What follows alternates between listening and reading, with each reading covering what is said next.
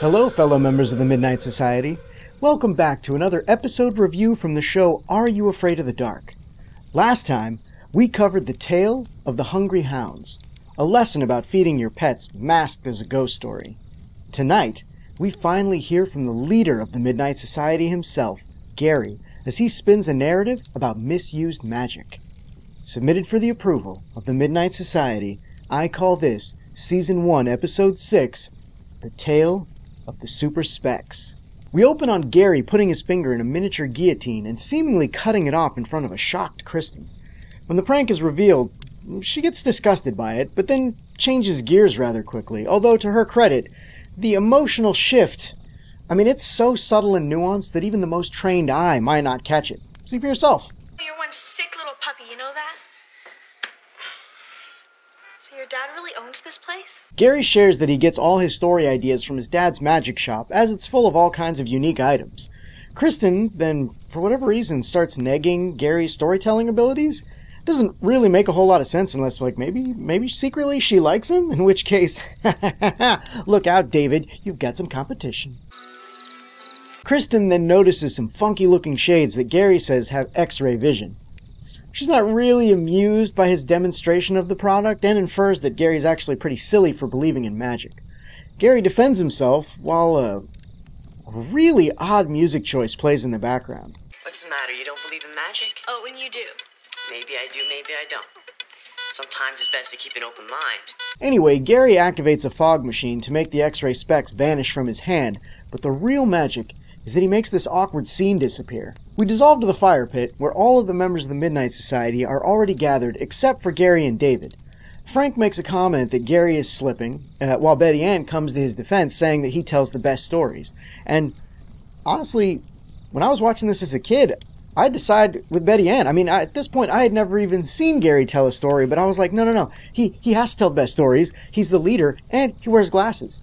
Ipso facto, I'm your boss. We cut to the POV of someone stalking the group from just beyond the trees, and we hear a hushed voice say, "No, not yet." We then cut back to the group, and Kiki Kiki sets up some comedy hijinks. Frank's right. I can't remember the last time Gary really scared me. He scared me. Gary tells everyone that David can't make it because he's sick, and he asks if he can tell the night's story. Everyone agrees, and he begins by telling them that his story is about 3 kinds of people in this world. Those that can count, and those that can't. Wait. No, wait, that's not right. That's... he can tell you. People who believe in magic. People who don't. And people who should. Gary's tale begins in a magic shop. In a magic shop? Gary? Really? In a magic shop? I know you said that's where you get all your story ideas, but I didn't think you were being literal. Whew. Maybe Frank's right. You are slipping. No way. Gary tells the best stories. He introduces us to one of the main characters, a prankster named Weeds. Weeds? Like grows in grass weeds? No. No. There is no possible way in any fathomable reality that this kid is named Weeds. And his name is Weeds. Okay, well, I guess Ouija from The Tale of Laughing in the Dark just lost the title for the dumbest name ever. Maybe not.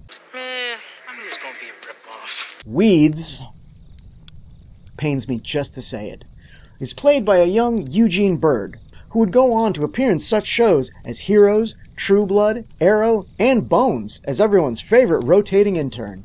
Right, what was I thinking? Oh, I was focusing on my work. Weeds is playing around with some magic dust in a spell book while his girlfriend, Mary Beth, looks on unenthusiastically. The incantation Weeds speaks seems to do nothing, but the dust lands on some X-ray specs nearby. Mary Beth looks as though she's about to leave Weeds to his own childishness when Sardo, the shopkeeper, comes out from the back room. What was he doing back behind his magic star curtains anyway? Based on his appearance, I'm guessing the only magic this guy practices involves puffing a dragon. Puffing a dragon? Closing. Boom. Weeds starts to buy some novelty items for April Fool's Day when he notices the X-ray specs. Sardo attempts a sales pitch about the specs, but like, I can't even focus because the sweet, sweet music from Gary's shop is back. This is my jam right here. This routine was full of everything I don't like. Weeds decides to buy the specs. Mary Beth thinks they're stupid, but she tries them on anyway, and when looking around the room, she sees a shadowy figure lurking. She pulls the glasses off and the figure's gone. She's clearly shaken up by the experience, but Weeds chalks it up to Sardo's story getting to her. Why not just, like, have Weeds look through the glasses? Or, better yet, why don't you look through them again yourself just to make sure you're not crazy? Oh, kids. We cut to outside a school where Weeds is reading Voodoo Made Easy. I'd like to point out that the book looks in no way like a real book. It looks like a classmate scribbled Voodoo Made Easy on their notebook and hodgepodged a drawing they did on the front and back before selling it to whatever idiot would buy it. In this case, that idiot's name is stupid. I mean, his name is Weeds, but that name is stupid. It's stupid. It's a stupid fucking... Weeds lowers the book, making a face that says, either I'm gonna lock someone in my murder basement or expose my genitals in a public setting. I mean, to be fair, they are very similar looks. He snags a yogurt from some girls nearby and mixes in some of his magic powder while speaking another incantation. Weeds, I'm getting some real rapey vibes from you right now. This better take a different turn. What makes you say that?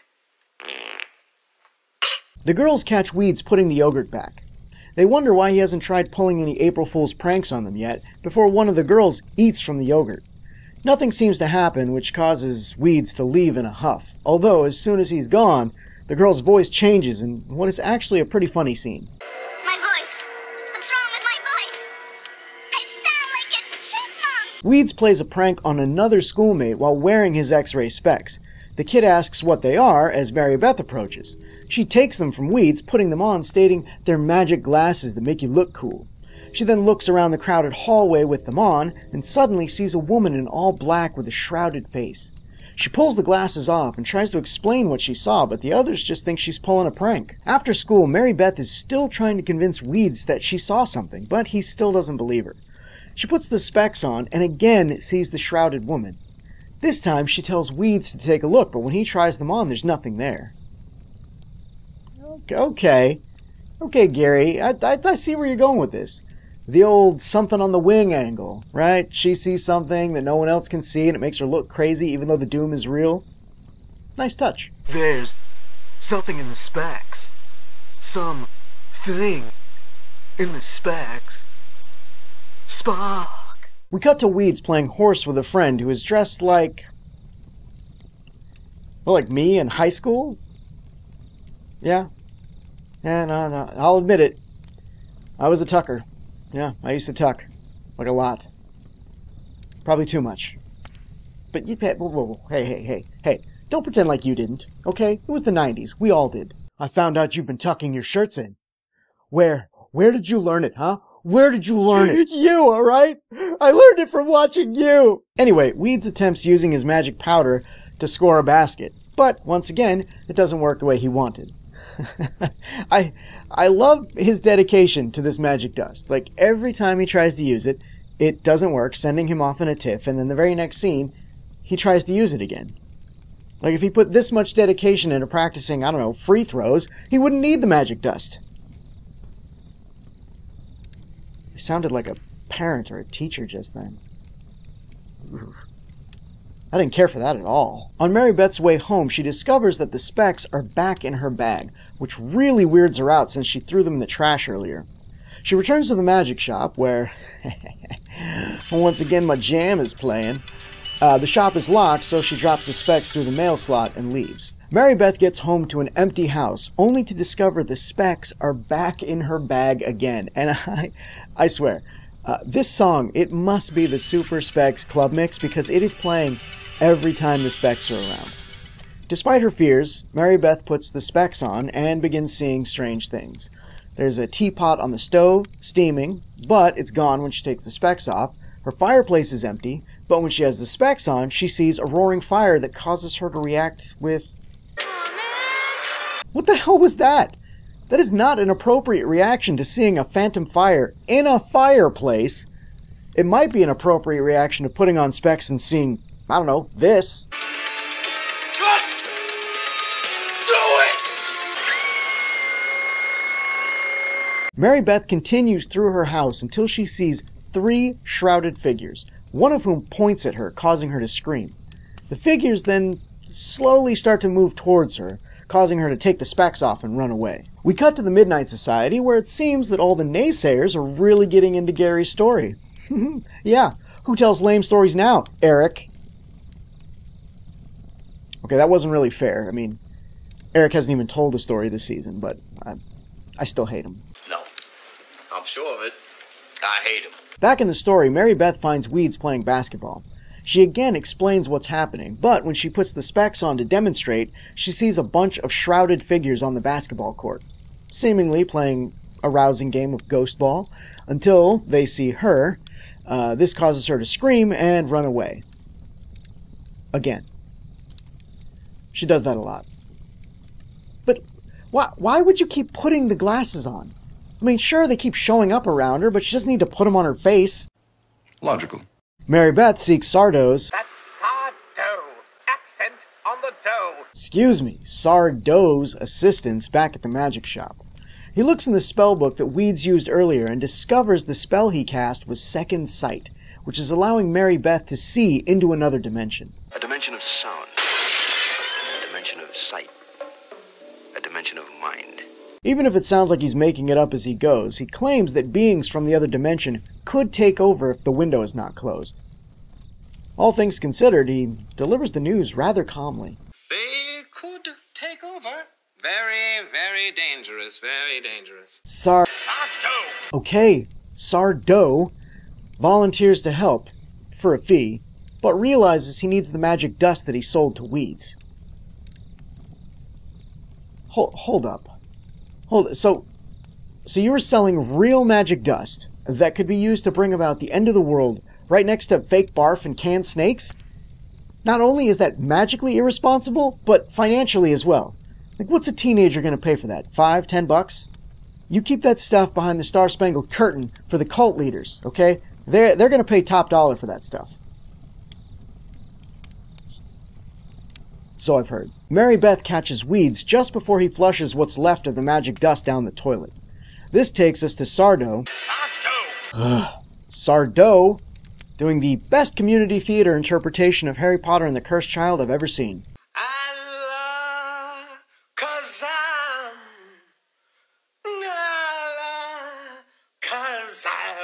He attempts to undo Weeds' spell at Mary Beth's house. Weeds thinks this guy's a bit of a charlatan, but you know what? He's got me convinced. We must close the window. Send them back. Send them back.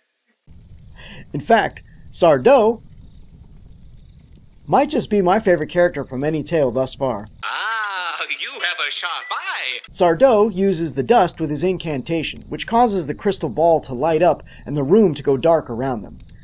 At which point, he admits that he has no idea what he's doing. Not really the thing you want to hear when the fate of the world could be at stake. I need to concentrate. Mary Beth puts on the specs at Sardo's behest and sees a bunch of shrouded figures at what I assume is a discotheque? That's my song right here. Oh, who wants to dance? Who wants to dance? What's up, Shroudies? Where'd everyone go? Weeds tells her that she doesn't need the specs because he can see the shrouded figures as well. Sardo finds what he thinks to be the spell to close the dimensional window. He speaks the words, and Mary Beth throws the magic dust in the air, causing all the figures to vanish. Are we sure they weren't just sharing a set with a music video and the backup dancers got to go home? The three think that everything is now fine, until a light appears above them in the darkness, and they look towards it to see a large pair of eyes peering at them from within that darkness. And Sardo, well, he handles it like really like only a true practitioner of the mystical arts could. Take the children! Then the voice of Cher speaks from the darkness. You have tampered with the cosmic seal. The voice says two universes cannot exist on the same plane. It then speaks some magic words, causing some wind and storm effects, and Mary Beth lets out one final scream before fade to white, which reveals two teenagers who look similar to Mary Beth and Weeds, who say, You did it! You closed the window! Does that mean the ghosts are gone? A shrouded woman steps out, revealing her face and stating that they weren't ghosts, but that the girl opened a window into a parallel universe. She then states that she's closed the window, and the boy asks if they're gone for good, to which she replies, I don't think they'll be bothering you anymore. Yo, Gary, real talk for a second? That's f***ed up. Back at the Midnight Society, everyone expresses how much they enjoyed Gary's story. Gary presents everyone with a pair of super specs that he said he got them as an April Fool's gift. When they put them on, my favorite super specs track makes a return before everyone sees a shrouded figure lurking behind Gary. Everyone screams and runs away except for Kristen, who was in on the prank. David then reveals himself to be the shrouded figure. Wait, so he had to just wait in the dark woods in a black costume until Gary finished his story? Well, what am I thinking? That's probably how he stalks Kristen anyway. How did you know my birthday's next week? Now for the review. This is one of the better stories yet.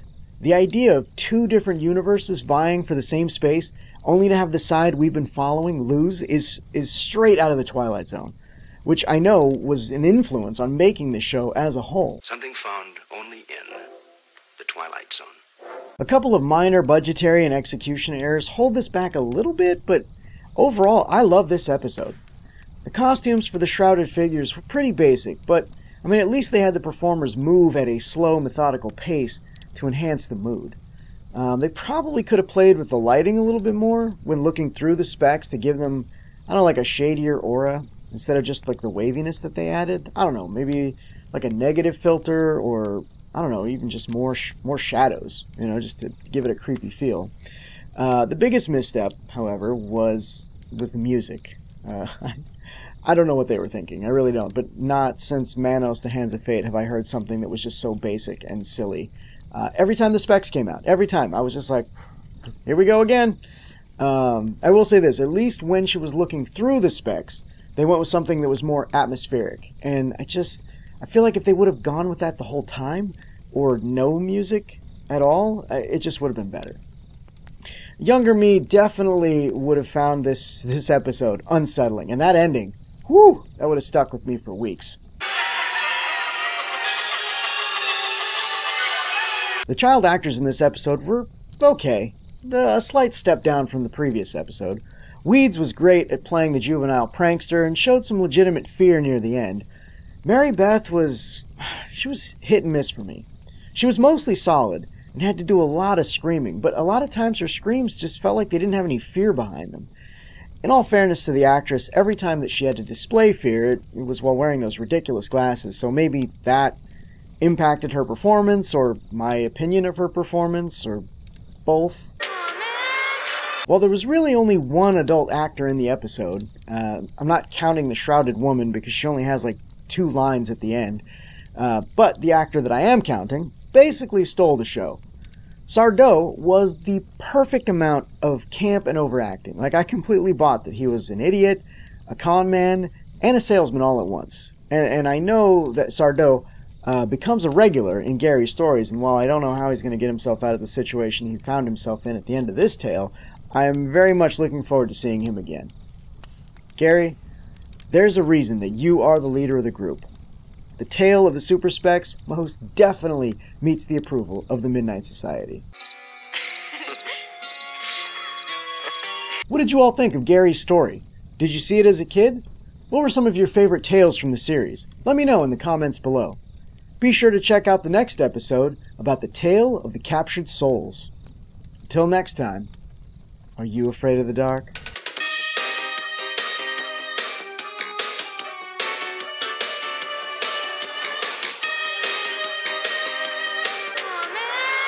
Thanks for watching, everyone. If you enjoyed this video, please consider giving it a like and a share. Don't forget to subscribe and click that bell icon to be notified when more Midnight Society episodes go up. And we've got a ton of other cool shows on the channel, so stick around. You might find something else that you like.